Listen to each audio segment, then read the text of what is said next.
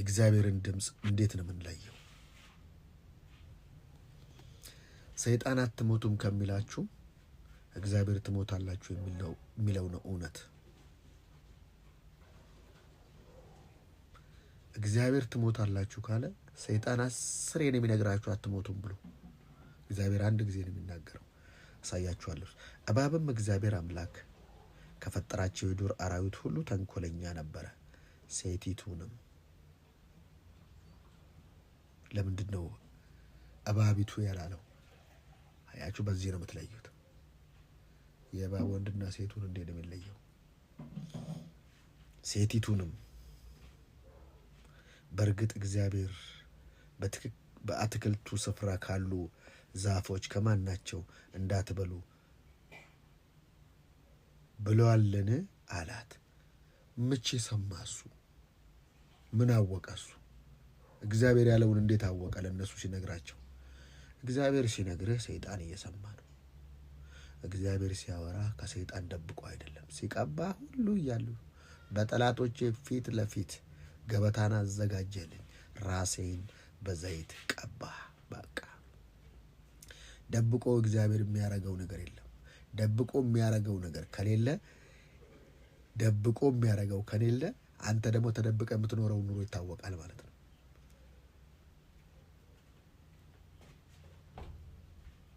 በአትክልት ስፍራ ካሉ ዛፎች ከማናቸውም እንዳትበሉ ብሏልን አላት። ለምን? ሁልጊዜ ሰይጣን ከአሉታዊ ጎን በስተጀርባ ነው ያለው።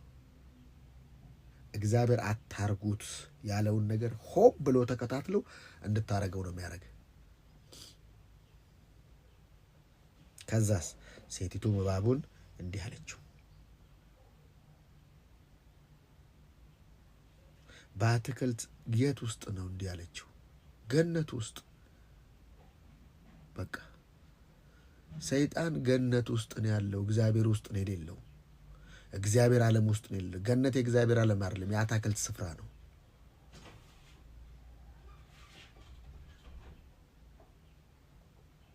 ገነት ማለት የአትክልት ስፍራ ነው። ሄቨንሊ የእግዚአብሔር መንግስት ነው። የእግዚአብሔር አገዛዝ ነው። እግዚአብሔር አገዛዝ ውስጥ ነው የሌለው። ምድር ነው ገነት፣ ወይ አፋር ወይ ኢራቅ አካባቢ እንደሚባለው ማለት ነው። የአትክልት ስፍራ ነው ገነት። ሰይጣን ገነትህን አይፈራም፣ ቤትህን አይፈራም፣ መኖሪያ ስፍራህን አይፈራም፣ ፓላስን አይፈራም። የሚፈራው ህልውና ውስጥ ነው። ስለዚህ ለካ ሰዎች ሲፈጠሩ አፈጣጠራቸው በገነት ውስጥ እንዲኖሩ ሳይሆን በእግዚአብሔር ውስጥ ነው። ለዚህ ነው ሙሴ ከነዓን አትገባም ሲባል ከነዓን ብርቅ ነው እንዴ? ወተትና ማር ጥሎ የወጣበት ምድር ምን ያስደንቃል? ስለዚህ መኖሪያ የዘላለም አምላክ ነው አለ። ለሙሴ የገባው ከነዓን ሳይሆን መኖሪያው እግዚአብሔር ውስጥ መሆኑን ገባው። ለካ ሰው የተፈጠረው ገነት ውስጥ እንዲኖር ሳይሆን አሳ ውሃ ውስጥ እንዲኖር ከተፈጠረ፣ እንስሳቶች ዱር ውስጥ እንዲኖሩ ከተፈጠረ፣ ሰው ቤት ውስጥ እንዲኖር አይደለም የተፈጠረው። ሰው እግዚአብሔር ውስጥ እንዲኖር ነው የተፈጠረው። ስለዚህ ሴቲቱም እባቡን እንዲህ አለችው፣ በአትክልት ስፍራ ካሉ ዛፎች ፍሬ መብላት እንችላለን። ነገር ግን እግዚአብሔር በአትክልቱ ስፍራ መካከል ከሚገኘው ዛፍ ፍሬ እንዳትበሉ እንዳትነኩትም፣ አለዚያ ትሞታላችሁ ብሏል። እኔ ሁሌ ጥያቄ፣ ይህን ትእዛዝ ለአዳም ነው የሰጠው። ለምንድን ነው ሰይጣን ሴቲቱ ጋር የመጣው? ለምንድን ነው የመጣው ሴቲቱ ጋር? ሴት ምኗን ታምናለች ነው አሁን ጥያቄው። ወንድ አይኑን፣ ሴት ጆሮዋን ማለት ነው።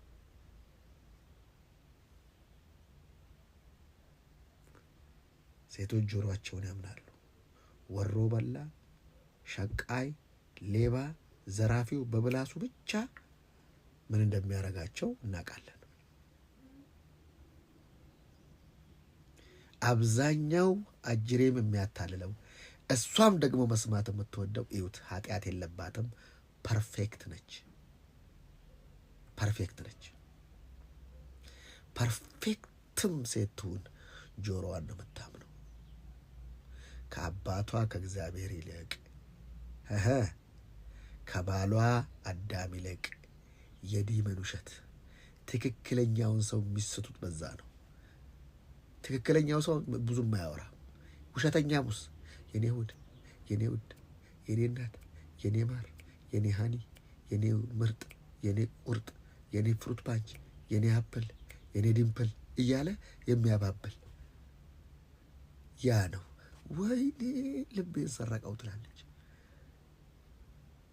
በጆሮ ነው የሚገባው።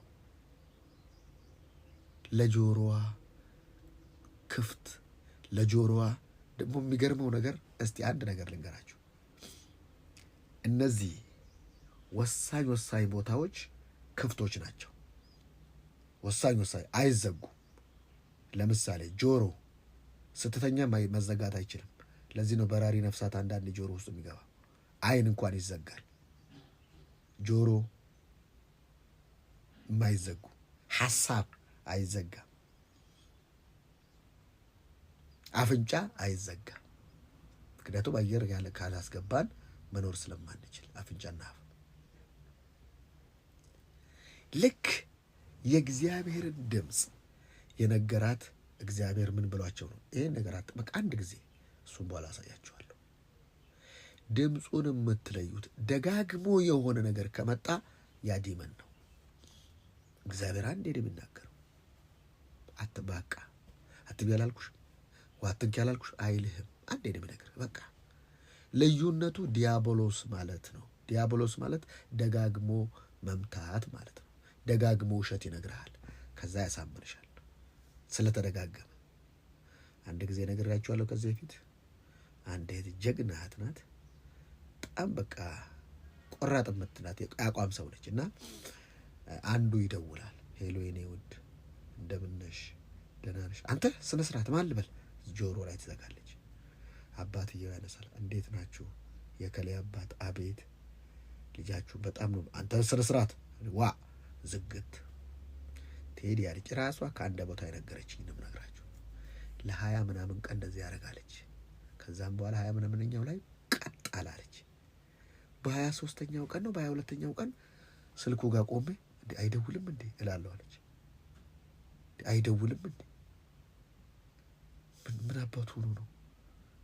እንደዚህ ነው። ጆሮ ደጋግመ የሰማኸውን ውሸት እውነት አድርጎ ይቀበላል። በቃ ውስጥ እውነት አድርጎ የሚቀበለው ከደጋገምከው ነው። ስለዚህ አትንኩትም ሲላት ምን አለች? እንዳትበሉ እንዳትነኩትም አለዚያ ትሞታላችሁ ብሏል። ሰይጣንን ስሙ እባቡ ሴቲቱን እንዲህ አላት፣ መሞት እንኳ አትሞቱም። እግዚአብሔር ትሞታላችሁ የሚለው ሰይጣን አትሞቱም ከሚለው ይበልጣል። ለምንድን ነው እግዚአብሔር ይሄን ነገር ያልከለከለው? አይከለክልም። እግዚአብሔር ፍቃድ ነው የሚሰጥህ። ሰይጣንንም ምኑንም እግዚአብሔር ምድር ላይ አሉ ፍቃድ ነው የሰጠህ። አስገድዶ ግን በሚነኩህ ጊዜ እግዚአብሔር ይነሳል። ፍቃድህን ግን አለመምረጥ አትችልም። ደግሞ ክፋቱ ፍሪ ዊል ማለት አለመምረጥ መቻልን ማለት ሳይሆን ከሁለት አንድ መምረጥ ነው። ፍሪ ዊል ማለት አይ ሁለቱን ማረማልጥ ማለት አትችልም። አንዳንድ ሰዎች ላይ እኔ እግዚአብሔርንም ሰይጣንንም አልፈልግም እንደዛ ብሎ ነገር የለም። እግዚአብሔርንም ሰይጣንንም አልፈልግም የሚል ሰይጣን ነው። ፍሪ ዊል ነው የተሰጠ፣ የምርጫ ፈቃድ ነው የተሰጠ እንጂ ያለ መምረጥ ፈቃድ አልተሰጠህም። ምን ማለት ነው? ወይ ጨለማን ወይ ብርሃንን ትመርጣለህ ማለት ነው። ፍሪ ዊል ይሄ ይሻለኛል መብት ነው እንጂ አይ አልመርጥም ሁለቱ አትችልም። ነፃ ፈቃድ ነው የተሰጠ። ነፃ ፈቃዱ ምን ማለት ነው? ከሁለት አንድ መምረጥ። ሁለቱንም ባትመርጥ ምን የት ልትሆን? እሺ ሰማይ ላይም አልኖርም ምድር ላይም አልኖርም ማለት ነው። የት ነው የምትኖረው? ቀንንም ምሽትንም አልፈልግም። ታዲያ ወድህ አትኖረውም። ስለዚህ ፍቃድ ተሰጥቷል፣ የመምረጥ ነፃ ፍቃድ። ሞትን መሞት እንኳ አትሞቱም። ከፍሬው በበላችሁ ጊዜ ዓይናችሁ እንዲከፈትና መልካምና ክፉን በማወቅ እንደ እግዚአብሔር እንደምትሆኑ እግዚአብሔር ስለሚያውቅ ነው። ምን ማለት ነው? ከሰይጣን ክፉና ደጉን እውቀት ሰይጣን ያላት ነገር ክፉና ደጉን እንዳታውቁ ነው። ክፉና ደጉን አታውቅም እንዴ? እንደሱ እንዳትሆኑ ነው አላት። እንደሱ አይደለችም እንዴ የተፈጠረችው? አያችሁ፣ እንደሱ አይደለም ወይ የተፈጠርኩት? እንደሱ እንደ ምሳሌያችን እንደ መልካችን እንፍጠር ብሎ እንደ ምሳሌ ተፈጠረች። ክፉና ደጉን አታውቅም። ለምንድን ነው የማታውቀው? ሞትን ትሞታላችሁ አላታ። ሞትን አትሞቱም አላት። እሷ ደግሞ ሞትን እንሞታለን ታውቃለች ማለት ነው። ከዛስ ስለሚያውቅ ነው። ሴቲቱም የዛፉ ፍሬ ለመብላት መልካም ለዓይን የሚያስደስትና ጥበብንም ለማግኘት የሚያጓጓ እንደሆነ ባየች ጊዜ የሰማችው ኢማጂኔሽን አደረገች። የሰማችውን ሳለች። ሰው የሰማውን ፒክቸር እስከሚያደርግ ድረስ ነው ያ ነገር የማይፈጸመው። የተስፋ ቃል በሉት የተባለላችሁን እንዲፈጽም የሚያደርገው ያ የሰማችሁት ነገር ውስጣችሁ መልክ ምስል ይዞ ሲወጣ። አንድ ህንፃ መሬት ላይ ከመተከሉ በፊት የት ነው የሚያልቀው? በመሐንዲሱ፣ በኢንጂነሪንጉ፣ በአርክቴክቸሩ፣ በእያንዳንዱ ባለሙያ ውስጥ አልቋል ያ ነገር። ልክ ካለቀ በኋላ ይሳላል፣ ከተሳለ በኋላ ይሰራል። መንፈሳዊ ዓለምም እንደዛ ነው። ሰማች። ለዚህ ነው ጳውሎስ ምዕራፍ 16 ሐዋርያት ሥራ ላይ የልዑልን መንገድ የሚያሳያችሁ የእግዚአብሔር ምናምን እያለች የእግዚአብሔር ባሪያዎች እያለች አያሌ ቀን ጸጥ አለ። ለምን ጳውሎስ ጸጥ እንዳለ ቃሉ ይጣፍጣል። የልዑልን መንገድ የሚያሳዩአችሁ የእግዚአብሔር ሰዎች፣ የእግዚአብሔር ባሪያዎች እያለች አያሌ ቀን ስለተነገረ እውነት ነው ማለት አይደለም። ብዙ ቀን ስለተነገረ እውነት ነው ማለት አይደለም።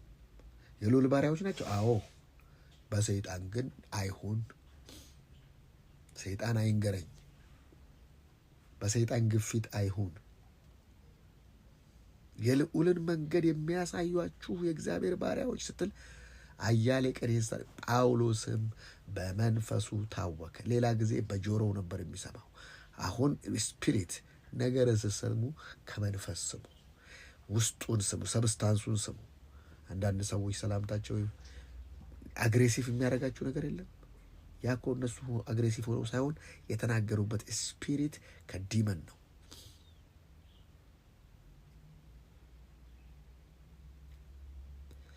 መንፈሱን ዞር ብሎ ገስጾ አስወጣው።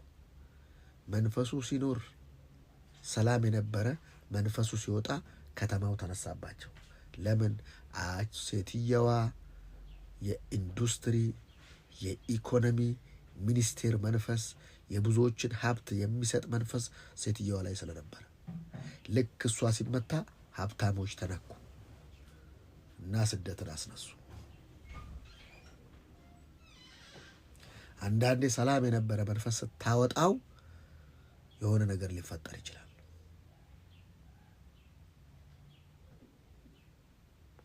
ስትሰሙ ከመንፈስ የሆነ መስማት፣ ከመንፈስ የሆነ እምነት። እግዚአብሔር አንድ ጊዜ ተናገረ፣ እሱን አሳያችኋለሁ። እኔም ይህም ብቻ ሰማሁ ይልና ኃይል እግዚአብሔር ነው ይላል። እንግሊዝኛው እንደዛ አይደለም የሚለው። አዲሱም ትርጉም እግዚአብሔር አንድ ነገርን ተናገረ። መዝሙር ምዕራፍ 62 እኔም 2 ጊዜ ሰማሁ። ለካ እግዚአብሔር የተናገረሽን አንቺ ነው 2ም 3ም የምታረጊው። ለምን? አጅሬ ሊለቅም ይመጣል። የሚለቅመው ከአይምሮሽ ላይ ወስዶ አይደለም፣ ሌላ ሀሳብ ሰጥቶ ነው። ተባርከሽ ወጥተሽ ሌላ ሀሳብ ይጨምራል። ጣጣ ያኛውን ያስወጣሻል። ለምን? አንድ ነገር ሁለት ነገር ሊይዝ አይችልም። አንድ ሃይላንድ 2 ነገር ሊይዝ አይችልም። አንድ ነገር ነው የሚይዘው። ፋንታ ከሆነ ፋንታ ነው። ስለዚህ ፋንታውን በኮካ ለመቀየር እሱን ገልብጦ ወይንም ኮካ ዝም ብለህ ስትጨምር ፋንታው እየወጣ ይሄዳል። እሺ ባዶ ሃይላንድ የሚባል ነገር የለም። ኦክሲጅን አለው። ባዶ የሚባል ነገር የለም። ለአንዱን ካልሞላ ነው ለሌላው ሙሉ ነን። አንድን ነገር በእጃችን ለመያዝ አንድን ነገር መልቀቅ እንዳለብን ያ የመጀመሪያውን ሐሳብ ለማውጣት ሌላ አዲስ ሐሳብ ማስገባት አለባችሁ ማለት ነው። ስለዚህ የነገራት እግዚአብሔርን በጆሮዋ ነው፣ እባቡም የነገራት በጆሮዋ ነው። ግን እባብ የጨመረበት ምንድን ነው? እንደሱ እንዳትሆኑ። እግዚአብሔርም አልጨመረም፣ እንደሱ ነው የተፈጠሩት።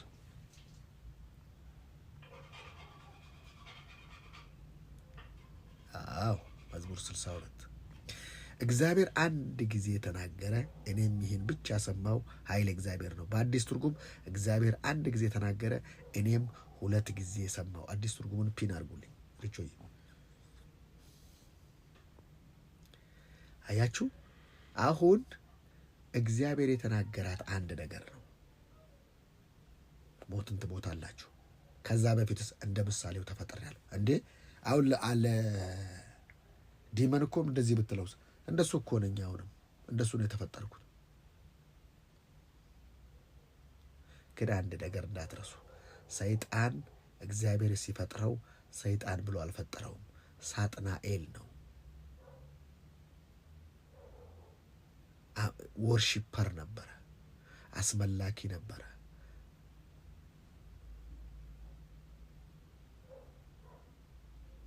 ከዛም በኋላ በትዕቢቱ ወደ ሰይጣን ተቀየረ። ያን ቦታ እግዚአብሔር ለማን ሰጠው? የሰይጣንን ቦታ ለእኔና ለአንተ።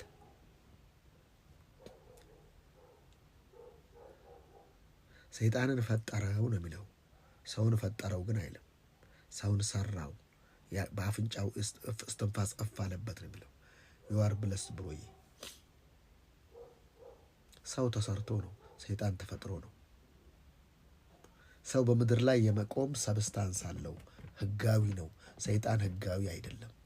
ስለዚህ ህጋዊ ለመሆን ሰውን ማግኘት ይፈልጋል።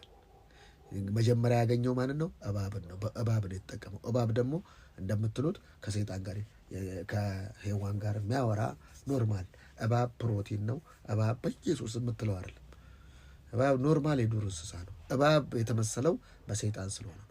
አፈር በልቶ ይነሳል ሲባል አንዳንድ ሰው ጭንቅላቱን ይቀጠቅጡትና ዛፍ ላይ ያንጠለጥሉታል። ለምን? አፈር በልቶ ይነሳል። ጆክ አፈር ማን ነው ነው? አሁን ለነገሩ አፈሩ አንተ ነህ፣ አፈሩ አንቺ ነሽ። ከምድር አፈር ስለተበጀህ ከአፈር ነው የምትበላው። ከዛም በኋላ ከአፈር ነው የምትመገበው፣ የሚበቅል ማለት ነው። ከዛ ወደ አፈር ነው የምትመለሰው። በቃ ስለዚህ የአፈር የሆነ አስተሳሰብ ለምን ሲባል በሆዱ የሚሳብ በሆዱ የሚኖር ዲመን ነው። ስለዚህ ሐሳብህን ነው የሚበላው። ሐሳብህን የሚበላው ማለት ሐሳብ ሰጥቶ የአንተን ሐሳብ ነው የሚሰርቀው። የአዳምን ስልጣን ነው የወሰደው። ገዢ ነበር አዳም፣ ገዢ ነበረች ሔዋን። ገዢነታቸውን ግን ለሰይጣን ሰጡት። ዲኤንኤ ስፖርማ ነው የሚለው በግሪኩ፣ በዕብራይስጡ ስፖርማ ማለት የዘር ልክ እንደ ሰው ጽንስ ዘር ማለት ነው። ያ ቃል ጆሮዋ ውስጥ ገባ፣ ዲዝቨርጅ አደረጋት።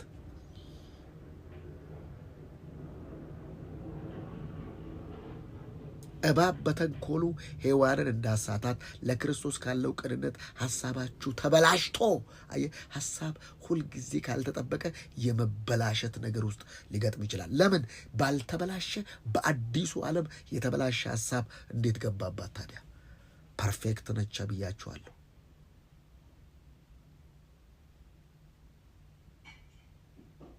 እግዚአብሔር ለምን እንዳትበሉ አላቸው? እንዳትበሉ ሲል አንድ ነገር አለ፣ ሚስ የሚደረግ አለ። ለምንድን ነው ገነት ላይ ፍሬውን የፈጠረው? ኖ ፍሬውን ለምን ፈጠረው አይደለም የሚያስደንቀህ፣ ለአንተ ነፃ ፍቃድ መስጠቱ ይደንቀኛል። ሮቦት ብትሆንማ ታታታ አድርጎ እንዳትበሉ ይላል። እግዚአብሔር ሮቦት አይደለም የፈጠረው። ዛሬም በፈቃዴ ነው የማመልከው፣ በፈቃዴ ነው የምገዛው፣ በፈቃዴ ነው የምኖረው። ያን ነፃ ፍቃድ መጠቀምም አለመጠቀምም ሳይሆን ለማን እንደምሰጠው ነው። ለሁለት ዓለም ነው፣ ወይ ለብርሃን ወይ ለጨለማ፣ ወይ ለሙላት ወይ ለጉለት፣ ወይ ለበሽታ ወይ ለጤንነት። እሱ የኔ ይወሰናል ማለት ነው። ሰይጣን በዚህ ምድር ላይ እንዲኖር የእግዚአብሔር ሐሳብ አይደለም። ፈቃድ የለውም። ቦተምለስ ነው። ተጣለ ነው የሚለው። እስካሁን ተጥሎ አልነካም። ሐሳቡን የምንቀበለውና የምናስተናግድለት እኛ ነን። በምን? ባለማወቅ። እንደ ራሱ ተፈጥረን እንደ ራሱ ተፈጥራ አይ እንደሱ እንዳትሆኑ ነው ሲላት ዲሲቭ ተደረገች። ከዛ እሱ ብቻ አይደለም፣ ተግባር ነው። ሰው ካየ በኋላ ወደ ተግባር የሚያመጣው ኢማጂኔሽን ኢሜጅ ሲያደርግ ነው። ለዚህ ነው ኤርምያስን ምን ታያለህ ይመጣና እግዚአብሔር ሙሴ ማን ነው አብርሃም ምን ታያለህ? አይ ነው በቃ ካንተ የሚጠበቀው የተስተካከለ ያልተንሻፈፈ እይታ። ምን ታያለሽ? ዮሴፍ ጋር አየ፣ ሙሴ ጋር አየ፣ ኤርምያስ ጋር አየ፣ ኢሳይያስ ጋር አየ። ምንድን ነው የምናየው ማለት ነው? እይታችን የሚወሰነው ከሰማነው ነገር ነው። እምነት ከመስማት ነው። ያ የሰማነውን ወደ ልክ እንደ መሐንዲሱ፣ ልክ እንደ ኢንጂነሩ፣ ልክ እንደ እዛ ውስጣቸው ያለውን ስለው ያወጡታል። ልክ ለካ አሁን በህይወታችን ላይ እየተፈጸመ ያለው ውስጣችን የነበረ ነገር ነው እየሆነ ያለው። ግን ማንም ይሄን ነገር ስለማይነግረን በተለያየ በተሳሳተ ነገር ለምን በወደቀ ዓለም ነው ያለነው። ኮራፕት በሆነ በወደቀ ስጋ ውስጥ ነው ያለነው። ለዚህ ነው ዕለት ዕለት መታደስ ያለበት መጽሐፍ ቅዱስ። በአእምሮ መታደስ ተለወጡ እንጂ ይህን ዓለም አትምሰሉ። ይህ ዓለም በማየት የሚመላለስ ይህ ዓለም በመኖር የሚያምን ግን ሞት እንዳለ የሚዘናጋ ይህ ዓለም በፍጹም በማግኘት ባለው ነገር ላይ የሚተማመን ይህ ዓለም በሚታየው ነገር የሚሯሯጥ ይህ ዓለም መንፈሳዊ ነገር የማይገባው ይህ ዓለም ከእግዚአብሔር ጋር የተጣላ ዓለም ነው። ይህ ዓለም ማለት ሶስት ነው። ኮስሞስ ማለት ይሄ ቁሱ ኮስሞቲክስ የሚያንጸባርቀው ኮስሞስ፣ ሌላው ሲስተም፣ ሌላው ግዑዙ፣ ሌላው ሰው ማለት ነው። ሰይጣን የዓለምን ሲስተሙን ያዘው። ከሲስተም በላይ ሌላ ሲስተም እንዳለ ካልገባ በሲስተም ውስጥ ያደርጋል። ልክ ብዙ ጊዜ እንደምናገረው ምዕራባውያን በጣም ያበድራሉ ሰውን እና ምን ማለት ነው?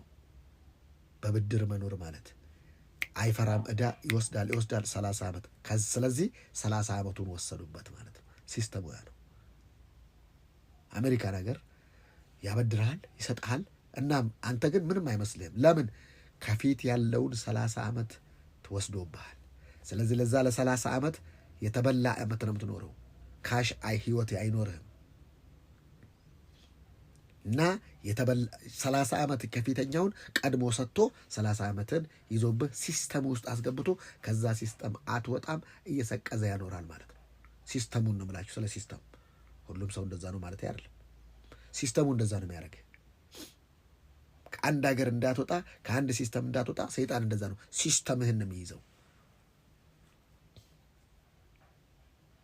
ሲስተማቸውን የሔዋንን ሲስተም ያዛ። ሲስተሙን ከያዘ በኋላ መዋቅር ዘረጋላቸው። ልክ አንድ እንሽላሊትና አንድ ሸረሪት አንድ አይደሉም። እንሽላሊቷ ወጥታ ራሷ አድና ነው የምትበላው። ሸረሪቷ ግን ሲስተም ነው የምትዘረጋው፣ ድር ነው የምትዘረጋው እና ዘና ትላለች። ድሩ ላይ መታ አንድ ዝንብ ስታርፍ ድሩ ስለሚይዛት ሸረሪቷ ትሄድና ትይዘዋለች ማለት ነው። ሰይጣን ሲስተም ነው የሚዘረጋ በአይምሮ ላይ።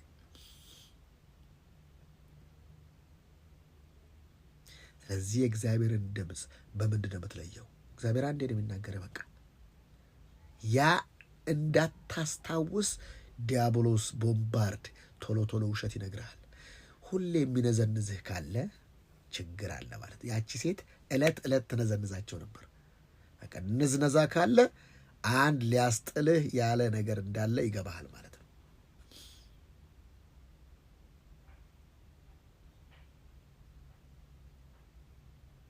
እረፍት ይነሳል አጅሬ። ለዛ ነው በኢየሱስ ስም እያልክ መጀመሪያ ከሰማኸው ድምፅ ሊያወጣ ይተኩሳል ፍላጻውን። የሚንበለበሉ ፍላጻ ማለት ቀላል አይደለም። ይለቅብሃል እስክትለቅ ድረስ። ጎበዝ ከሆንክስ ቃል ነው የምትመዘው። እንዲህ ብሎ ተጽፏል፣ እንዲህ ብሎ ተጽፏል። ሰይፍ ነው። አየህ፣ ፕሮቴክት የሚያደርግህ ቃሉ ነው። የቢውልድ የሚያደርግህ ቃሉ ነው። ደፋር የሚያደርግህ ቃሉ ነው። ተጽፏል አይልህም ሰይጣን። ሙሉ ነገር ደግሞ የለውም ሰይጣን። እውነት እውነት እላችኋለሁ። ለምንድን ነው ኢየሱስ የሚለው? ሰይጣን እውነት እላችኋለሁ አይደለም፣ እውነት ውሸት እላችኋለሁ። ሰይጣን መጀመሪያ እውነቷ ይነግራል፣ ከዚያ ውሸት ነው። እውነት እኮ ነገራት፣ እንደሱ እንዳትሆኑ ነው አለ። እንደሱ ናቸው እኮ ክፉና ደጉን። አዎ እውነቱን ነው። ከዛ በኋላ ክፉና ደጉን ያወቁት ግን በእግዚአብሔር እውቀት ሳይሆን በሰይጣን እውቀት። ከዛም በኋላ ልክ ያንን ነገር ከወሰደች በኋላ መጀመሪያ እይታዋ ተበላሸ፣ ወይ እይታቸው ተበላሸ። ፍርሃት ውስጥ ገቡ። ራቁታቸውን እንደሆኑ አወቁ። ሰይጣን ከጠዘጠዘ በኋላ ራቁትን ሊያሳይሃል። በቃ ይሄ እወቅ ነው። መጀመሪያስ ኧረ እንዳያመልጥሽ፣ ይሄ ነገር እኮ እንደዚህ ነው፣ እንደዚህ ነው፣ እንደዚህ ነው። አያመልጥህም እኮ የትም የሚያመልጥ ነገር የለም በዓለም ላይ ምንም አያመልጥም። ካመለጠም እንኳን አመለጠ። የሚያመልጥ ነገር ምን ያደርግልሃል ታዲያ? ምን ያደርግልሻል? ልክ ማኖ ካስከባላ ዊው የሚለው እሱ ነው። ልክ እንደ ማነች ደሊላ፣ አንተ ሀንዬ በጣም ሳሚዬ በጣም ኖርማል አይደለም፣ እንዴት ትደብቀኛለህ? ትወደኝ የለ? ከዛም በኋላ እኮ የሚገርመው ነገር ቼክ አድርጉት። ሰይጣን ሲነዘንዝ እግዚአብሔር ያለ ይጠፋብሃል። ነዘነዘችው። እንዲህ ቢያደርጉኝ ሲላት መጡብህ ስትለው እሱን አሁንም ዋሽተኸኛል ስትለው ከነዘነዘ ነዝናዛ ሰዎች ጋር አቁም። ችኮ መንቻካ ሰዎች የእግዚአብሔርን ሕግን ዝም ብለው የሚጠበጥቡ ሰዎች አቁም። ለምን? ጸጋን ያስረሱሃል። ሰይጣን ላይ ዝም ብሎ ፎከስ የሚያደርጉ ሰዎች የእግዚአብሔርን ቸርነት ያስረሱሃል። እግዚአብሔር ሁሉን ባለመታዘዝ ዘግቶት የኔ መታዘዝ ምንም በክርስቶስ ኢየሱስ ነው የሚታየውና በቃ ዝም ብሎ አጉል ሃይማኖተኛ ያደርግሃል። ሃይማኖተኛ ደግሞ አይፈውስህም። በደንብ ስማ። ሃይማኖት ፈውስ የለውም። ሃይማኖት ድሃ ነው። ሃይማኖት ጎስቋላ ነው። ሃይማኖት ሽማግሌ ነው። ሃይማኖት ርስት የለውም፣ አያወርስም። ሮሜ 7 አንድ ቀን አስተምራችኋል።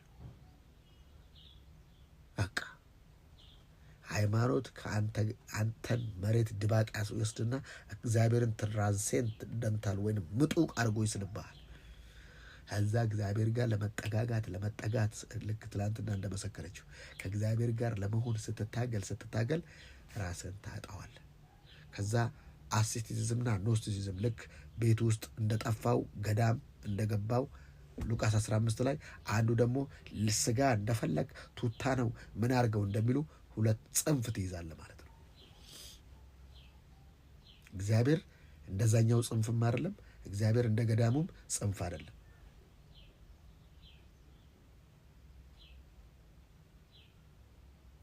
ለምንድን ነው ከአዳም ጋር የተለየችው? የት ነበረች? ምንድን ነው ችግሩ? ረዳት ነች አይደለ? የት ነው ሄደችው? ቆም በላችሁ ውስጥ ያስቡ። አጅር የሚፈልግ ብቻህን ስትሆን ምን ያደርግልሃል? ቸርች ይልሃል። በቃ ዛሬ እንትን አድርገ ብቻህን ነጥሎ ነው የሚመታ።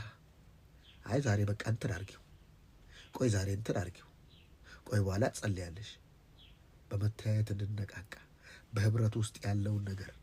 ሁለት አይነት አይጦች አሉ። 20 ዓመት የሚቆዩ አይጦችና የተወሰነ ቀን የሚቆዩ አይጦች።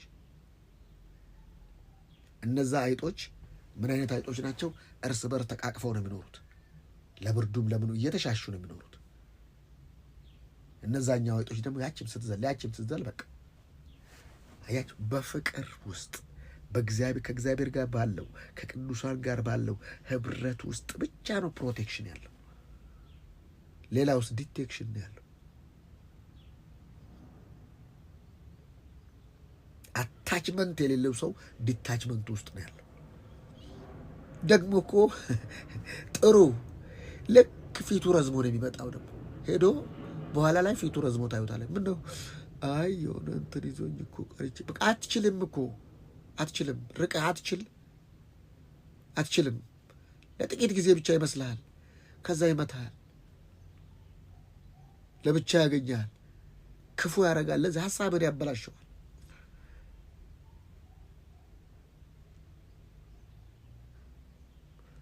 ከሰማች በኋላ እይታዋ ተለወጠ። ለዚህ ነው እኮ አንዳንድ ትምህርቶች ሰምተህ እይታህን ይለውጧል። በዛ መጽናት ሲገባ እንደገና ሌላ ነገር ውስጥ እግዚአብሔር አንድ ነገር ተናገረ፣ እኔም 2 ጊዜ ሰማሁ። ደጋግመው ሰልሰው ከልሰው ከላልሰው ፓተርን እስኪሆን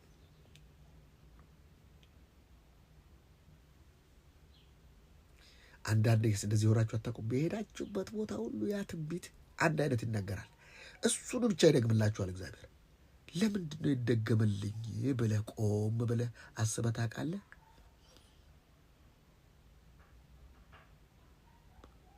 ሁለት ነገር አይናገርም። ለክፉ ጊዜ ግን ሐሳቡን እግዚአብሔር ሁልጊዜ ይለውጣል። ለክፉ ሲሆን ነው ያልኩት።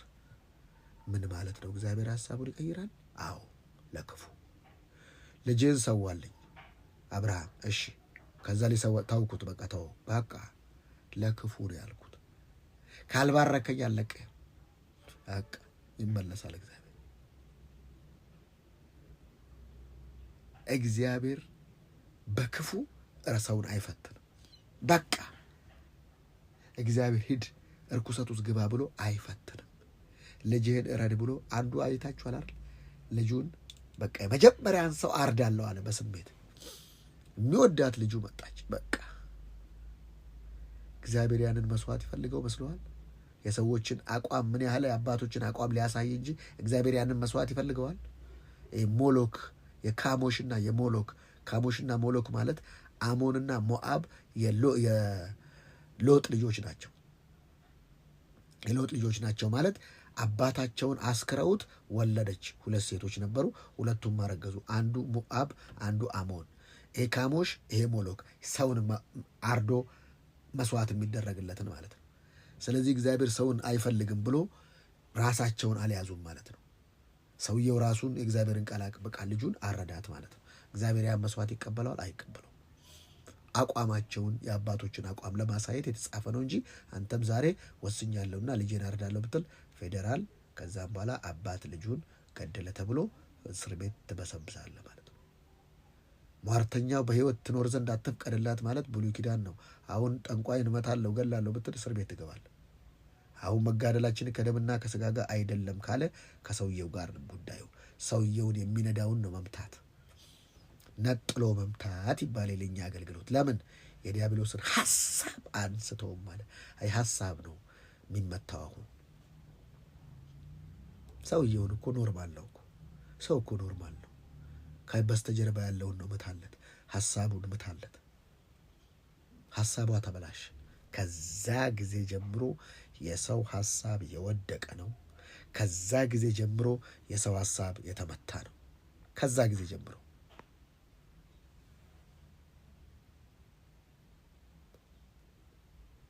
ስለዚህ ሁልጊዜ እንደምላችሁ ጆሮአችሁን ለማን ነው የምትሰጡት? የሚገባው በጆሮ ነው። መጀመሪያ ጆሮን ደግሞ መዝጋት አንችልም። ክፋቱ ታክሲ ውስጥ ሆነ ካፌ ሆነ ምን ሆነ ጆሮ ክፍት ነው። አንዳንዴ ሳትፈልጉ የምትስቁበት የለም። ታክሲ ውስጥ ሆናችሁ የሆነ ነገር ውስጥ እየሄዳችሁ እያለ ወይ ዜና ላይ ወይ እንትን ላይ ወይ የሆነ ነገር ጆሮ ባዳ ነው የሚባለው ለዛ ነው። ሳትፈልጉ ነው የሚሰማው፣ ፈልጉ አይደለም። ለዚህ ነው ፈቃድ ያለን አያዝጋልኝ አንልም። ልክ እንደ ሴትዮዋ እኔ እዚህ ታክሲ ውስጥ አልገባም ዘፈን ካላቆማችሁልኝ። ውስጣቸው ዘፈን አለ የሚኮሰኮሳቸው የሚቆረቁራቸው ማለት ነው።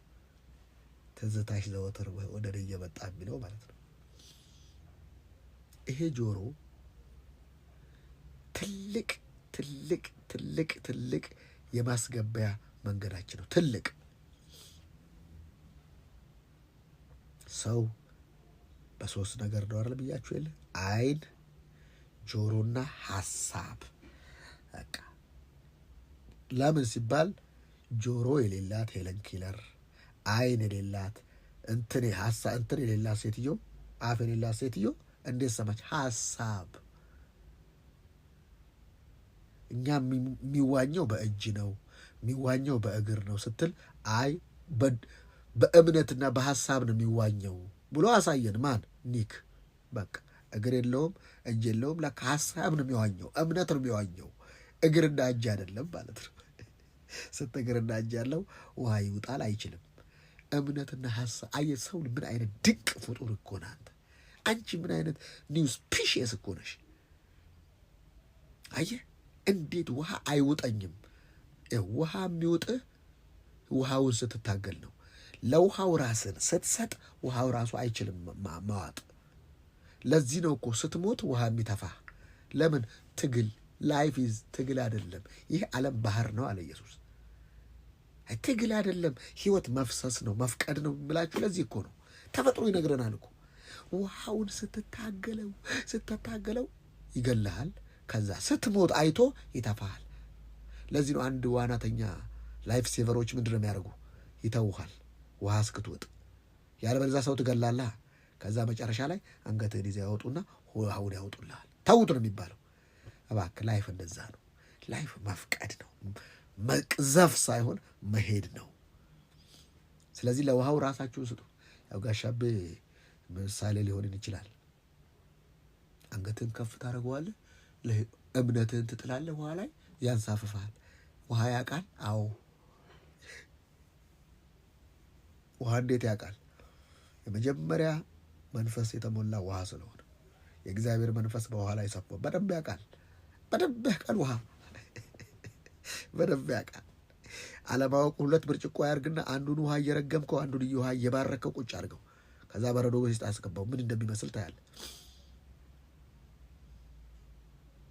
ለምንድን ነው ይሄን በውሃ የመሰልኩት? ሰውነታችን ውሃ ነው። በጣም ብዙ ፐርሰንቱ ውሃ ነው። ውሃ ያስፈልገዋል። ውሃ ነው ደግሞ የሚገርመው ቃሉ ደግሞ ውሃ ነው ይለናል መጽሐፍ ቅዱስ። ኤፌሶን ምዕራፍ 5 በቃሉ ታጥበን አይልም? ውሃ ነው። ውሃ ለውሃ ይስማማል። ቃል አስገባ ወንድሜ። ውሃ H2O፣ ቃሉም H2O። ቃሉ ኦክሲጅን ነው። ቃሉ ሁሉም ነው። ጅማትን፣ አጥንትን፣ ቅልጥምን እስኪ ላይ በመርፌ የምትገባው ያቺ መድኃኒት ውሃ ነች፣ ፈሳሽ ነች። ልክ እንዴት ነው ያንን ቦታ ፈልጋ ያንን መድኃኒት ያንን በሽታ የምታጠቃው? አይገባህም? ቃል እንደዛ ነው። እያንዳንዱ ቃል ለእያንዳንዱ ነገራችን ያስፈልጋል ማለት ነው። ቃሉም ውሃ ከሆነ 2 አይነት ውሃ አለ ታውቃላችሁ አይደል? የቆመ ውሃ አለ። ያ የቆመ ውሃ ማለት ምን ማለት ነው? የማይገደብ የእግዚአብሔር ቃል ማለት ነው። የሚሄድ ውሃ ደግሞ አለ። ዕለት ዕለት የህይወት ወንዝ ውሃ ከሆነ ይፈልቃል። መንፈስ ቅዱስም የተመሰለው በውሃ ነው። የሚሄድ ውሃ፣ የሚቆም ውሃ። ሁለቱም ለሰውነታችን፣ ለመንፈሳችን፣ ለነፍሳችን፣ ለስጋችን ያስፈልጋቸዋል ማለት ነው። ሰሞኑ ደግሞ እየፈሰሰ ያለው ፈውስ ነው። እዚህ ቤት እየፈሰሰ ዛሬም ፈውስ፣ ሰሞኑ ፈውስ።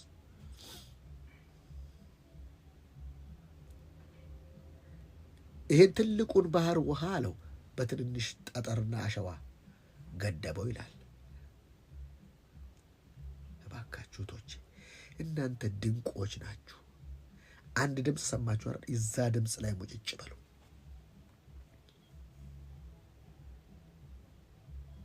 ያን ድምፅ ያን ውሃችሁን ሁሉ የጠጡት ሁልጊዜ ውሃን መጠጣት እንደሚያስፈልጋችሁ ሁሉ ሁልጊዜ ቃሉን ጠጡ። የጸጋውን ቃል ጠጡ። ሰው ያለ ምግብ የተወሰነ ቀን ሊኖር ይችላል፣ ያለ ውሃ ግን አይችልም።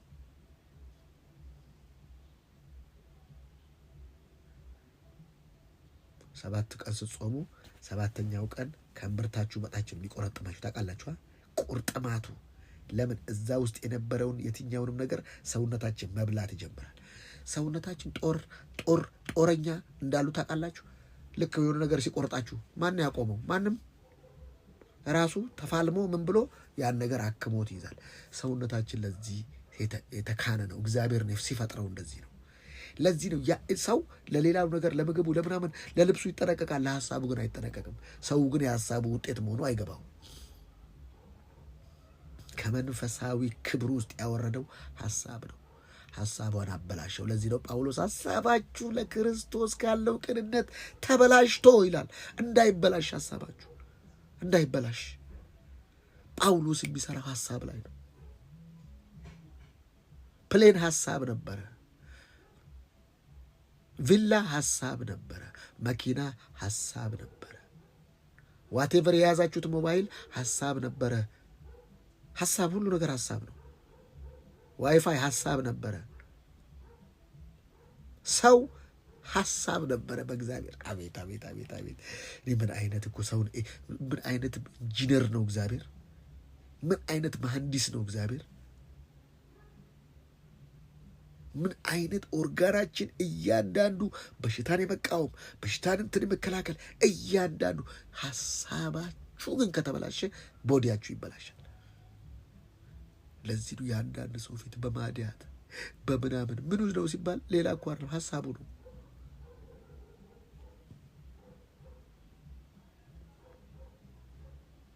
የምትሰሙት ኔጋቲቭ ነው ወይስ ፖዛቲቭ ነው? ስትበሉ ትሞታላችኋል። ያኔ መብላት ነበር ኃጢአት። አሁንስ አለመብላት ነው ኃጢአት። አሁን አለመብላት ነው ኃጢአት። ኢየሱስን አለመብላት በቃ እግዚአብሔር የሚጠይቀ በልተሃል አልበላህም ነው በቃ። ያኔ መብላት ነው ኃጢአት። አሁን ደግሞ አለመብላት ነው። ያኔ እንድንበላ አጣድፈናል ሰይጣን፣ አሁን ደግሞ እንዳንበላ። ይሄ ነው ልዩነቱ። ብዙዎች ይህንን ህይወት እንዳይበሉ ይከላከላል። ያኔስ እንዲበሉ እንደገፋቸው በልተው እንደሚድኑ ስለሚያውቅ እንዳይበሉ ሌላ ነገር ይጠዘጥዛቸዋል ማለት ነው። አንተ ደግሞ ብልጥ ከሆንክ መብላት ነው በቃ። የበላና የተማረ አይወድቅም እንደሚባለው ማለት ነው። መብላት ነው ያለብን። ይከለክላ በቃ ከገባ መብላት። የእግዚአብሔርን ቃል መብላት፣ የእግዚአብሔርን ቃል መጠጣት። ማን ያቆማል? ከዛ ሊያስቆመን የሚችል ነገር እንደሌለ ሲገባን፣ ግንስ አንድ ደግሞ አለ ቸርች ውስጥ የገባ ክፉ ነገር ላሳያችሁ። የህግ ትምህርት አትያዝ፣ አትቅመስ፣ ከምንም ጋር የሚያያይዙ ከውጭ ነገር ጋር የሚያያይዙ ማለት ነው። ከሀሳብ ዓለም ያወጡና ወደ ተግባር ዝም ብሎ ወናፍ የሆነ ተግባር ውስጥ ይከተዋል። ሀሳብ ከተቀደሰ ተግባር ይቀደሳል። እዛ ላይ ነው መስራት። መስቀል ጋር ብቻ ይገትሩሃል ማለት ነው። መስቀሉ ጋር ማን ተገተራለ? መስቀል እኮ ቴተልስታይል ያለቀ ስፍራ፣ የደቀቀ ስፍራ ነው።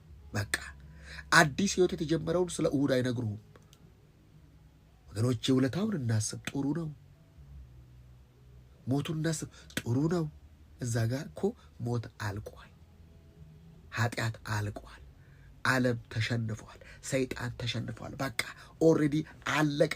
ያለቀ ነገር ጋር ምን ትሰራለህ? የተጀመረ ነገር ጋር አይሻልም? የቱ ጋር ነው የተጀመረው? አዲስ ህይወት በትንሣኤ ተጀምሯል። ስለ ትንሣኤ አውራ፣ ስለ ትንሣኤ ተናገር፣ ስለ ሙላት ተናገር፣ ስለ መነሳት ተናገር። ያንን ደጋግመው የደጋገምከው ውሸትንም ራሱ አይምሮ እንደሚቀበል የታወቀ ነው። ለዚህ ነው እኮ ውሸት ዝም ብለው የጠዘጥዟቸውና ሰዎቹን አሸባሪ ያደርጓቸዋል። ውሸት ያጠጧቸዋል ከልጅነት። ከዛስ ያ ሰውዬ አሸባሪው ለምን? ፓተርኑ ነዋ። አንተስ የእግዚአብሔር ቃል ውሃ ነው ይልሃል። የእግዚአብሔር ቃል ሰይፍ ነው ይልሃል። የእግዚአብሔር ቃል መዶሻ ነው ይልሃል። ዝም ብለህ አታስገባው። ጠርቦ ቆርጦ አጥቦ ፒውሪቲስ ፓወር መሆኑ ይገባሃል። ንጹህ ከሆንክ አትፈራ። ሙሰኛ ካልሆንክ አትፈራ። ማትዘላብድ ከሆነ አትፈራ።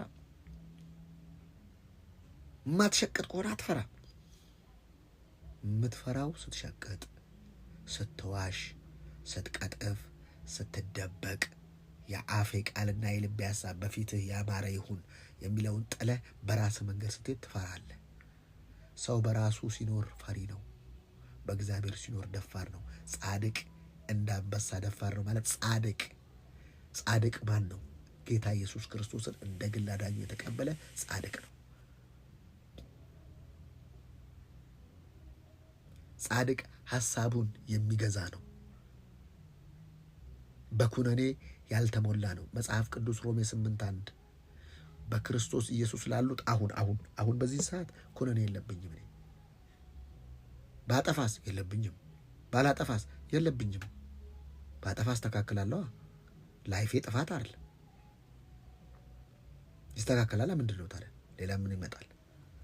አይ ቆይ አንዴ እስኪ ቀጣይ ድረስ ጠብቃለሁ፣ ለዚህ ጥፋቴ ቅጣቴን እስከ ይባላል። እኔ በራሴ ላይ እንኳን አልፈርድም አለ ጳውሎስ። የእግዚአብሔር ድምፅ ኩነኔ የለብህም ሲልህ አንተ ራስን ስትኮንን፣ የእግዚአብሔር ድምፅ ኩነኔ የለብህም ሲልህ ሰይጣን መጥቶ አንተ እኮ እንደዚህ አድርገህ ሲልህ ያ ነገር ይሰራብን። በቃ እኔ እማረባ አዛባ፣ በቃ እኔ ምን አይነት ሰው ነኝ? በቃ ጳውሎስም እንደዛ ብሏል።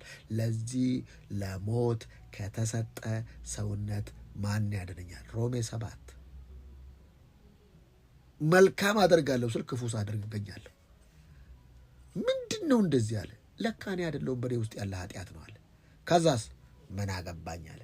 በክርስቶስ ኢየሱስ ላሉ አሁን ኩነኔ በቃ የለብኝም አለ። ይሄ ነገር 7 ላይ እንደዛ ተናግሮ 6 ላይ ሞታችኋል፣ ተሰቅላችኋል፣ ከእሱ ጋር ከብራችኋል። 5 ላይ በአንዱ በኢየሱስ ክርስቶስ በኩል ይነግሳሉ። 3 ላይ በክርስቶስ ኢየሱስ ሁሉ ዓለም ሁሉ እንዲዘጋ 1 ላይ የእግዚአብሔር ወንጌል ለማዳን ነው። 2 ላይ ትነግሮ 3 ላይ ነግሮን 4 ላይ እምነት እንዴት እንደሆነ የአባቶችንን የአብርሃምን ነገር አነጻጽሮ 5 ላይ የመንፈስ ቅዱስ ኃይል በውስጣችን ፈሷል ብሎ 6 ላይ ሞታችኋል ተነስታችኋል ብሎ ተናግሮ 7 ላይ ሲሰቃይ ታዩታላችሁ። 8 ላይ አዲስ ሕይወት ሲጀምር ታዩታላችሁ። በክርስቶስ ኢየሱስ ላሉ ኩነኔ የለባቸውም። በክርስቶስ ኢየሱስ ያለ የሕይወት መንፈስ ሕግ ከኃጢአትና ከሞት ሕግ አርነት አውጥቶኛል። ኦ ማይ ጋድ። ከዛ 9 ስለ እስራኤል ያወራል፣ 10 ያወራል በያለ 12 ላይ ደግሞ ሰውነታችሁ ሕያውና ቅዱስ መስዋዕት አድርጋችሁ 12 ላይ ይላል። 13 ላይ ለባለስልጣን ለምን እንድንገዛ ያሳይሃል። 14 ላይ ስለ መንግስቱ ስለ ምኑ ይነግርሃል። ለካ መንግስቱ መብልና መጠጥ አይደለችም፣ ጽድቅና ሰላም በመንፈስ ቅዱስ የሆነ ደስታ ነች። 14 ላይ 15 ላይ በሰላምታ ያጠናቅቃል። ሙሉውን ፓኬጅ ወቀው።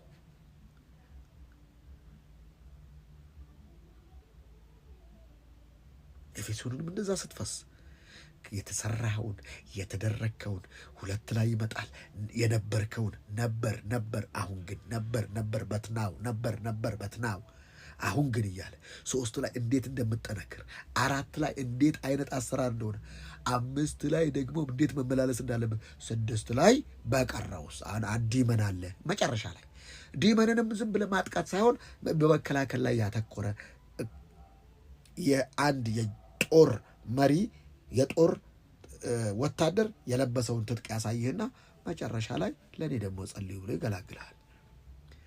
አንተ የ6ኛው ምዕራፍ 6 ላይ ያለውን መጀመሪያ አድርገህ በሰማያዊ ስፍራ መቀመጥህን ዘንግተህ በሰማያዊ ስፍራ እግዚአብሔር መባረክውን ዘንግተህ ምድር ለምድር ግብ ውደቅ አትውደቅ፣ ና አትምጣ፣ ልቀቅ አትልቀቅ። እንዲህ ትግሉ 6 ላይ ነው። እሱ መጀመሪያ ማንነትህን እወቅ። ማንነትህን እወቅ። ከላይ ጀምር፣ ከሰፈር አትጀምር። ክርስትና ከሰፈር ሳይሆን ከስፍራ የምንጀምረው ነው።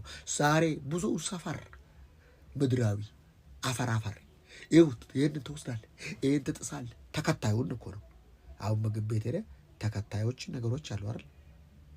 ዲዘርት አለ የሆነች ደግሞ አንድ ሰሞኑ ደግሞ ምን ነው እቺ ሚጥሚጣ ነገር የምትመስል አዋዜና ዳቦ ያመጡልሃል።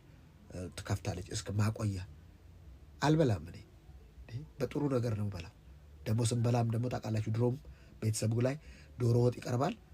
አጥንት በኋላ ነው ምርጡ በኋላ። መጀመሪያ እንጀራውን ምኑ ታስገባና መጨረሻ። እኔ አልፈልግም መጀመሪያውን። በቃ ኧረ አይበላ ማን ያለው እንቁላል በኋላ። አሁን መጀመሪያ ምርጡን በቃ የአስተዳደጋችን መጨረሻ ላይ ቆንቱን እኔ መጀመሪያ ስሎች አልፈልግም። ቤትም ያውቃሉ ሁሉን ነገር መጀመሪያ ማን ነው ያለው? እሱ እኔ እንደዛ ነው ማድረግ። ምን አገባ? ይሄን ለምንድን ነው ማላረገው? ማን ነው እንደዛ ያደረገው? አንድ ሰው ነው የጀመረው። በቃ እኔ መጀመሪያ ነው ማረገው ጥሩውን ነገር ከዛም በኋላ እንጀራውን ባልበላ ምን አረግ? ጥሩ ነገር ገብቷል። መጀመሪያ ፖዚሽንህን ወቅ፣ ፖሴሽንህን ወቅ። ከሰፈራት ጀምር፣ ከስፍራ ጀምር። በቃ ሁሉም መንደርተኛ ነው። ትጥሻለሽ፣ እንዴት አገኛለሽ? ከዛ ሰዋት ከዛስ ነው። አሁን እኔ ሰይጣንን እስቲ እውነቱን ልንገራችሁ አይደል እንዴት ተስፋ እንደማስቆርጠው ይሄን ነገር አይደል። ከዛስ እንደዚህ ነው። ከዛስ በቃ አልፈልግም የሚያበቃለት ነገር የእግዚአብሔር ነገር። ይሄን ስታረግ ሌላ ክብር፣ ከዛስ ሌላ ክብር፣ ከዛስ ሌላ ክብር፣ ከዛስ ሌላ ሌቭል፣ ከዛስ በቃ አያልቅም። ዘላለም ከፊታችን እንዳለ እኮ ነው የሚገባን እግዚአብሔር ሲገባን። አጅሬስ ከትላንትና አሁን ትላንት እንደዚህ አልነበርሽ? በትላንትና ቆሞ ቀር ያደርግሻል ማለት ነው። ሰፈር ውስጥ ያስቀርሻል። ሰይጣን ሰፈራ ነው፣ ወረዳ ነው። እዛ መግባት አይችልም። አሁን ወንድሜ ያለ ታላቅ ወንድሜ ያለ እልፍ አላፍ መላእክቶች አሉ። እዛ መግባት አይችልም። እኔ ግን በመንፈስ እዛ ነኝ። በአንድ ጊዜ ሁለት ቦታ የምኖር እንደኔ ድንቅ እንዳንቺ ድንቅ ሰው አለ? በመንፈስ በክርስቶስ ውስጥ በሰማይ፣ በምድር ክርስቶስ በአንቺ ውስጥ፣ በምድር መንፈስ ቅዱስ በአንቺ ውስጥ። አንቺ ይሄን ነው ማስጠበቅ ያለብሽ። በዓለም እንድታወጣቸው አለ ምንም ጠብቃይ ፕሮቴክሽን ያለ ሰው ነኝ። አላየዋቸውም ማለት የሉም ማለት አይደለም። መላእክቶች በዙሪያዬ ናቸው፣ እያገለገልኩ በዙሪያዬ ናቸው። መንፈስ ቅዱስ በውስጤ ነው። እኔ እኮ ደስ የሚለኝ እግዚአብሔር ጠባቂያችሁ ነው ይልና ውስጣችሁም ነው ይለናል። ምን አይነት ዓለም ነው ውስጥ ነው ያለ ነው እያወራን ያለው? እሱን መንፈስ ቅዱስ ነው። አያችሁ፣ ህይወት እንደዚህ ነው። እናንተ ብሩካኖች፣ እናንተ ቅዱሳኖች የመረቀነ ሰባኪ አታላችሁ። በህልሜ ያየው እንደዚህ ያየው ምድሪቷና እጣ ፈንታዋ እያለ የሚለሽን አትስሚ። ውስጣችሁን ቢውልዳፕ የማያረግ የትኛውም ነገር ከእግዚአብሔር አይደለም።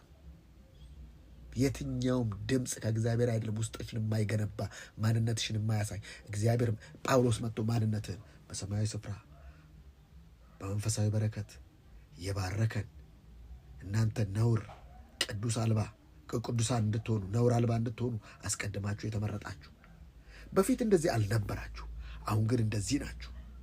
አሁን ታትማችኋል፣ በመንፈስ ቅዱስ ማህተም ውስጣችሁ አለ ብሎ መጀመሪያ ማንነትህን ነው የሚነግርህ። እኔ እንደዚህ ነኝ፣ እኔ ጠዋት እኮ እንደዚህ ነበርኩ። አዎ አንተ ግን እንደዚህ ነህ። ምክንያቱም ድርጊትህን አይደለም አንተ ውልደትህን እንጂ። ክርስቲያኒቲ ኖት ዱዊንግ በት ቢንግ። አጀሬ ሲመጣና ከቢግ ባንግ ቢግ ባንግ የሚባል አንድ ነገር ነበር። ሰው ከጦጣ ተወለደ፣ አንድ ኃይል መጣ። አይ ቢግ ባንግ እኔ አስቆኝ እንደ ዳርዊን ትምህርታችን። እሺ ጥሩ ነው፣ ሰው ከዝንጀሮ መጣ። እሺ አመንኩ። የአሁኑ ዝንጀሮ ለምን ሰው አይሆንም? ቀላል እኮ ነው። የአሁኑ ዝንጀሮ ለምን ሰው አይሆንም? አሁንም ስትሄዱ ፓርክ የሚነጥቃችሁ ዝንጀሮ ለምን ሰው አይሆንም? አሁን እሺ ጥሩ ነው፣ ከሰው ከዝንጀሮ መጣ ካልን የአሁኑ ዝንጀሮ አትጠይቅም? አታዞርበትም እሱን? እሺ የአሁኑ ዝንጀሮ ስትል በቃ ትምህርቱ ነው ይላል። አንዳንድ አስተማሪ ስንሟገታቸው አይ ትምህርቱ እኮ አልቀበለውም ስትለው አለመቀበል መብት ነው፣ ግን ትምህርቱ ከየት አመጣኸው? እነሱ ከየት አመጡት? ለምን ሰው ከእግዚአብሔር አምሳል ተወለደ የሚለውን መቃረናቸው ነው። በቃ ዝንጀሮ ነህ እያለ ነው እኮ ሳይንስ። ዳርዊን ዝንጀሮ፣ አንተ ዝንጀሮ እያለ ነው። እግዚአብሔር በእኔ አምሳል የሚለውን ዓለም፣ ይሄ እውቀት ዓለም ደግሞ ዝንጀሮ። እግዚአብሔር ደግሞ ደስ የሚለው ዝንጀሮ የሚለውን ፈላስፋ ወዴት አለ ይልሃል። ጠቢብ የት አለ? የዚህን ዓለም ጠቢባን ሊያሳፍር እግዚአብሔር ፍሉሽ ሞኝ የሆነ ነገር መረጠ። በስብከት ሞኝነት ዳንን። በሞኝነት ዳን ነው። አንድ ጊዜ ገብረ ወልዱ አንድ እንትኑ ላይ ምስክርነቱ ላይ ኒዘርላንድ ይሁን አገሩን ትክክል አላወቅኩትም። ምን አለ? ልክ እየጸለይኩኝ እያለ ብዙ ሰዎች ነበሩ እና ሴትየዋ ሐኪም ተመርምራ መንፈሱ ሲወጣላት ያ ሁሉ ነገር ለቋት ሄደ። ከዛ ዶክተሮች ጋር ሄደችና ስትመረመር ነፃ ነው። እንዴት ነው የሆንሽው? አንድ ገብሩ የሚባል ሰውዬ እንደዚህ ነው። ፕሮፌሰሮች መዓት ናቸው። ህዝብ ሰብስበው ለጥያቄ ጠሩት ማለት መጀመሪያ። እሺ ይሄ ነገር እኛ አይተናል፣ ሴትየዋ የለም። ስለዚህ የት ሄደ? አይ ብሮ ያ የወጣው ነገር የት ሄደ? አሁን ጉኛ ውስጥ ሊገባ ነው ሊሉ እኮ ፍርሃት እኮ ነው። የት ሄደ? እኔ ልንገራችሁ፣ እኔም አላቅም የት እንደሄደ። ይሄን ነገር ካልነገርከን ሆሊ ስፒሪት ደግሞ አሁንም ከፈለጋችሁ በሽተኞች አምጡ አልኩኛል። ይህ ምድረ ፕሮፌሰር ቁጭ ብሎ ልክ እግዚአብሔር እኮ ደግሞ ደስ ሲል እኮ ይህን ፕሮፌሰር ነው ብሎ አቬሌብል የሆነውን ህዝብ አቢሊቲ ያለውን ህዝብ በአቬሌብል ሲመታው ልክ አሁንም መንፈሱ ከዛ በኋላ የት ሄደ? አሁንስ ይሄኛው ሻው ጮኸ። ሴትየዋ እንደዚህ ነበረች፣ እግሯ እንደዚህ ነበር። የት ሄደ? አሁን ማን ነው የወሰደው? እኔ አላውቀውም። አሁን ፍልስፍናችሁን ተዉና አሁን ይህንን ጌታ ትቀበላላችሁ አትቀበሉም? አረ እንቀበላለን አሉ። እግዚአብሔር ይኸው በሞኝነት እንጂ በእውቀት አይደለም። ቃሉን በሞኝነት መቀበል ነው። በቃ ቢሊግራም አቤት! እንዴት ነው ሰው አሳ ነባሪው 3 ሆድ ውስጥ የሚቀመጠው? ወይ እናንተ ይገርማችኋል። እኔ አሳ ነባሪው ዮናስ ሆዱ ውስጥ ነው ብትሉኝ ቢለኝ ቃሉ እቀበላለሁ። ይሄን ያህል ነው። ስለዚህ አይድነቃችሁ። አሳ ነባሪው ሆዱ 3 ቀን እንዴት ብላችሁ አትጠይቁኝ። እኔ አሳ ነባሪው ዮናስ ሆዱ ውስጥ ነው ቢለኝ መጽሐፍ ቅዱስ ካለኝ አምናለሁ። እንደዚህ ገገማ ሁን፣ ሞኝ ሁን። በሞኝነት ነው። አንድ ሰው ሩቅ ምስራቅ የሆነ ሰውዬ መጥቶ ለአንተ ሞቶልሃል ስባል የት ያቀኛል ማለት ይችላለሁ። ግን ይሄንን እንድናምን ራሱ ያደረገን መንፈስ ቅዱስ ነው። መንፈሱ ባይረዳን የማያቀኝ ሰው ለኔ ሞቶ ለምን? አየህ፣ ምዕራቡን ዓለም እኮ ሳቅዞ ያዘው ነው። ስልጣኔው ሰይጣኔ የሆነበት እኮ ምዕራቡ ለዚህ ነው። ስለዚህ አልረካ ያለው ምንም ቢያደርግ አልረካ ያለው እኮ ለዚህ ነው ምዕራቡ ዓለም። ለምን? ያነሳቸውን ጌታ ረሱት። ያነሳቸውን ጌታ ጣሉት፣ ተዉት። እያንዳንዱ ቸርች ካቴድራል ሆነ፣ ናይት ክለብ ሆነ፣ እንደገና በቃ ክራይ በክራይ። ይሄ ነው መንፈስ ዓለም አለ። ለዚህ ነው ለዛ ድምፅ መጠንቀቅ ያለብን። ይሄ ድምፅ ደግሞ ጮሆ አይወጣም። አጅሬስ ጮሆ ይወጣል። እግዚአብሔር ጮሆ አይደል የሚለቅ። አታቆም። ሳምሶንም እንደ ወትሮ ሊያደርግ ተነሳ፣ አቃተው ይላል። መንፈሳዊ ዓለም ስትለቀው ስተው አይታወቅም። ለዚህ ነው ዕለት ዕለት ከእግዚአብሔር ጋር ያለንን ግንኙነት ማደስ ያለብን። ዕለት ዕለት ለካ ዕለት ዕለት የምናደርገው ስፖርት ነው በህይወታችን ላይ ለውጥ ያለው። አንዳንዶቻችን ማደጋችንን ያላወቅ ነው። ለዚህ ነው እኮ መለወጣችን ለራሳችን የሚያስደንቀን።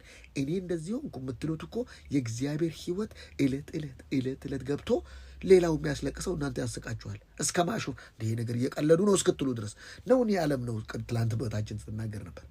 እኔ ላይ ነው እንዴ ግር የሚላቸው ሰዎች? አዎ የኔ ነገር ግር ካላሰኘው ይሄን ዓለም እንዴት ነው? ለምን? ይህ ዓለም እንዲያደናብርህ ከፈለግ በማየት ተመላለስ፣ ያደናብርሃል።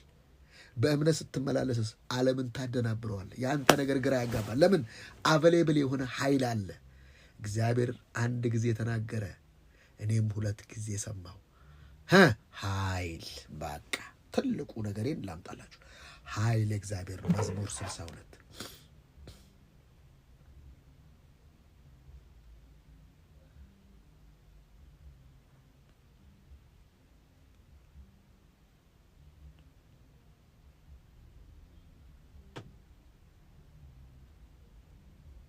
መዝሙር 62 በደንብ ስሙኝ፣ እዩት። ነፍሴ እረፍት የምታገኘው በእግዚአብሔር ብቻ ነው። የፈለከው በል። ቁጥር 1 ነፍሴ እረፍት ከእግዚአብሔር ውጪ አገኛለሁ ብሎ ማሰብ መዳከር ነው። በቃ ነፍሴ እረፍት የምታገኘው በእግዚአብሔር ብቻና ብቻ ነው ይልና ድነቴም የሚመጣልኝ ከእርሱ ነው። በቃ ደህንነት ያለው ከእሱ ነው። ሌላ ያንተ ቀመር፣ ያንተ ሲስተም፣ ያንተ ኤቢሊቲ ምንም አያመጣም።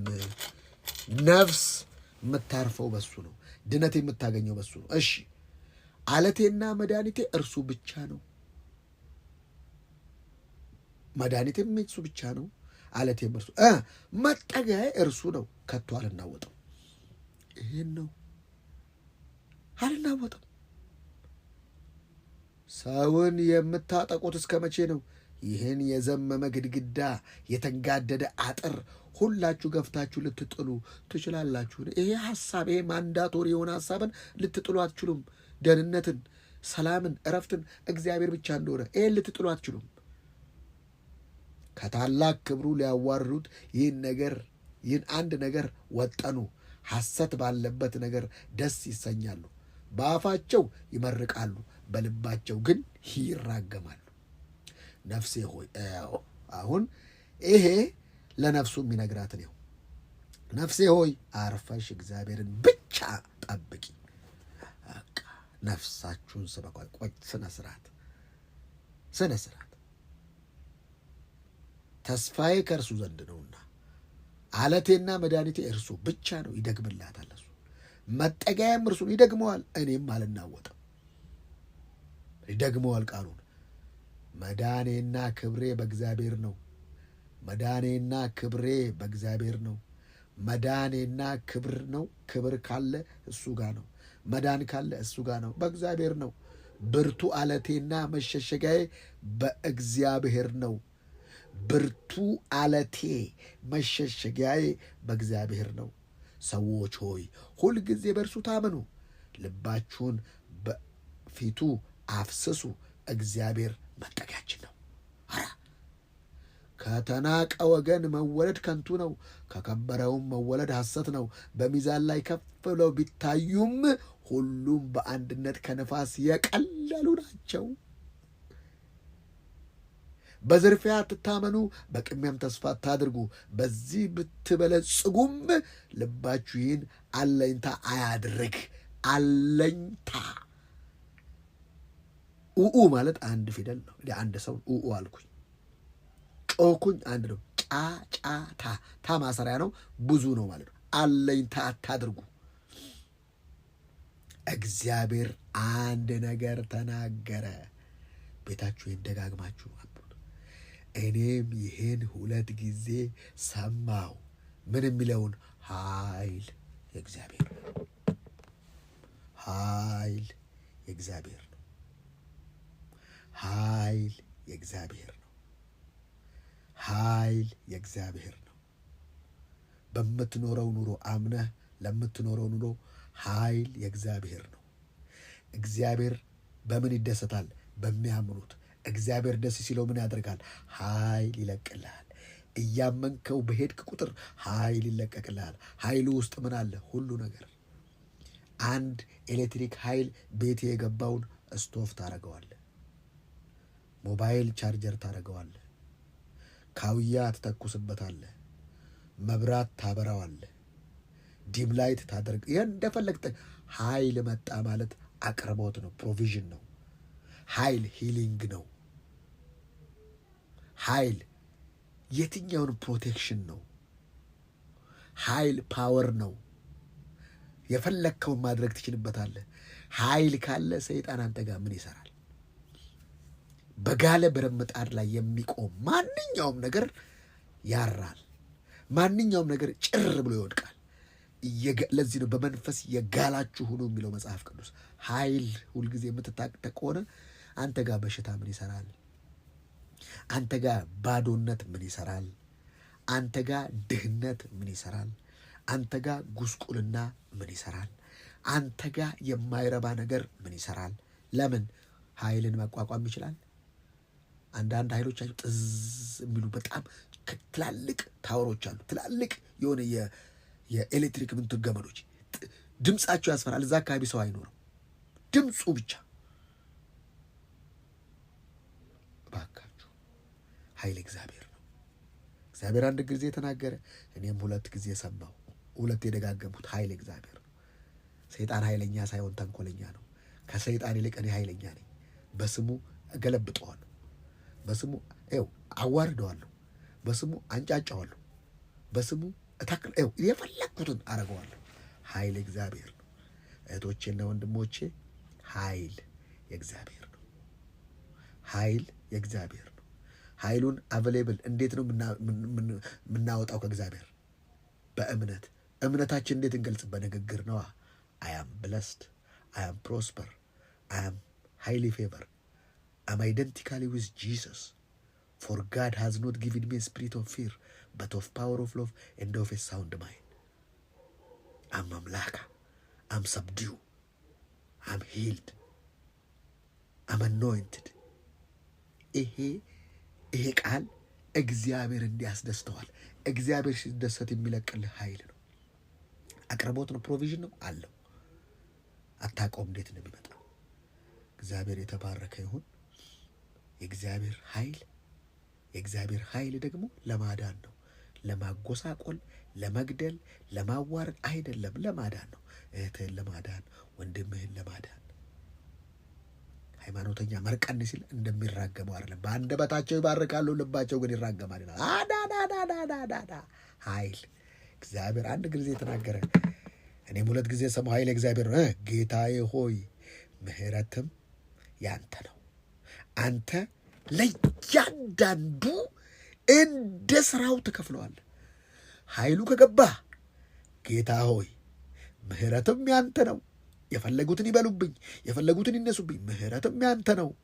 አንተ ለእያንዳንዱ እንደ ስራው ትከፍለዋለህ። በጌታ በኢየሱስ ስም እግዚአብሔር ሆይ እናከብርሃለን። ኃይል የማን ነው?